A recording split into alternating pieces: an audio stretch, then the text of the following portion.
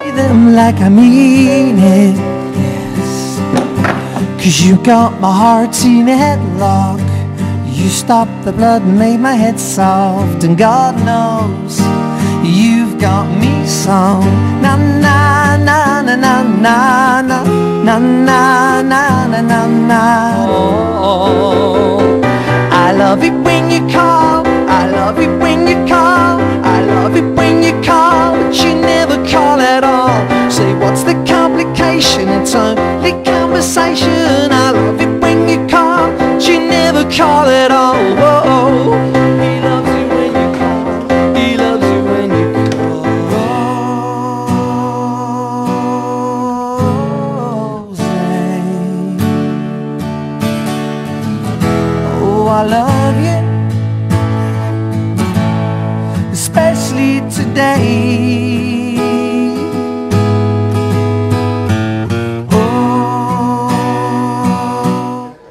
Take one. Dan, when did you first pick up an instrument? How old were you? 4, I think. That's pretty young. Yeah, it was a piano.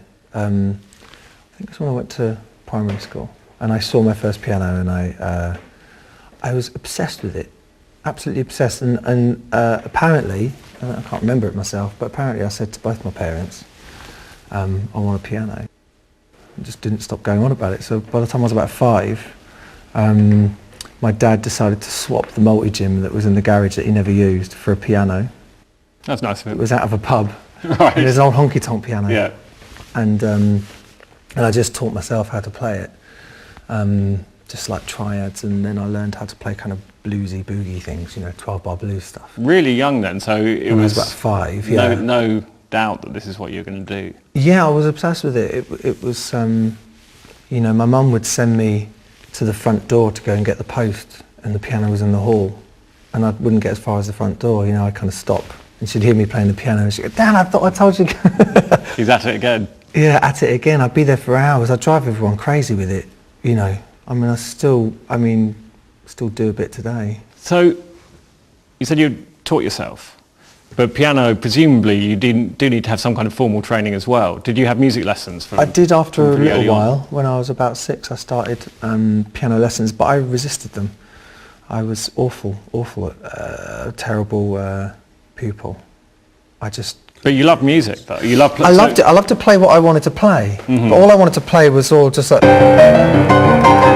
And my piano teacher was trying to get me to do silly things, left hand, right hand, doing middle, chopsticks C, or whatever, and this kind of stuff. And I wasn't interested in that. And I just wanted to play everything in the same key because everything was C major, and it worked for me. I knew that was the key I wanted to play in. And all of a sudden, I had to play things in different keys, and I had to learn all these things, and these dots on these bits of paper didn't make any sense to me, and they still don't to this day. When did you start writing songs, and how did you?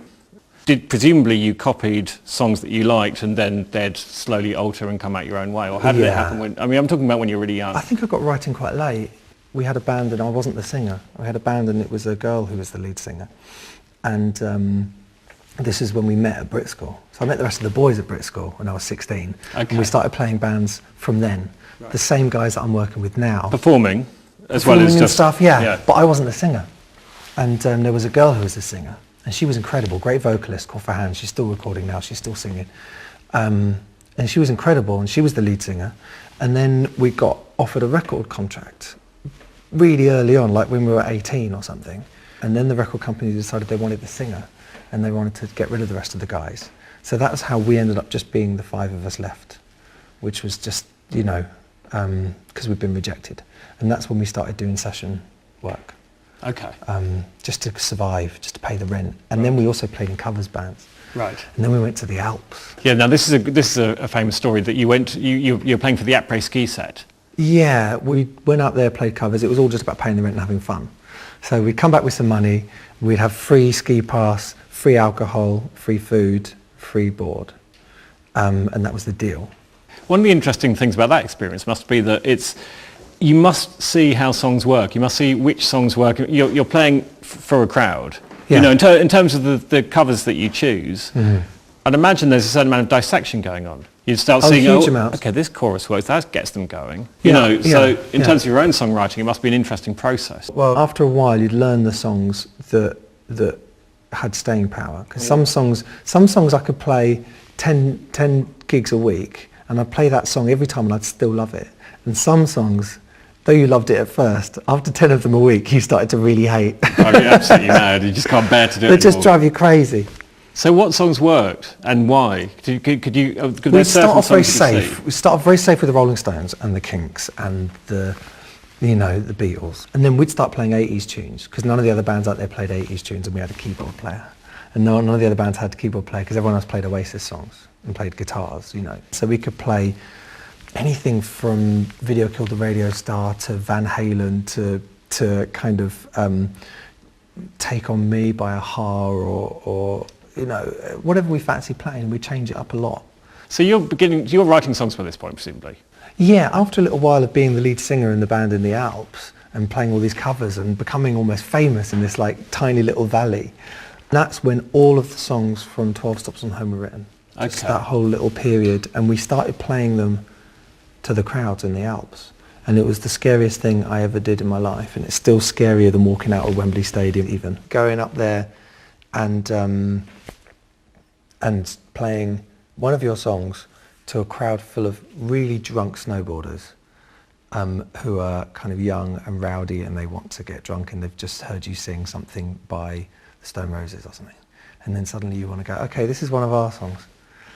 And it was so petrifying. And at first it was like, oh, right, yeah, quite a good response. And by the end of the week, people had learned our songs. Love It When You Call. People had actually learned the song enough for them to start singing along. And then they started enjoying it. And it was amazing, an absolute revelation.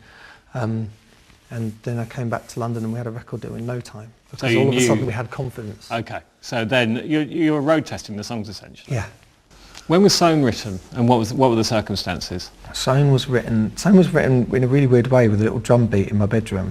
I had like a little weird hip hop beat, and it was written to a hip hop beat, which is, if you hear the original version, it's virtually unrecognisable. And it's just writing about a situation when you feel like you're not getting anywhere with somebody.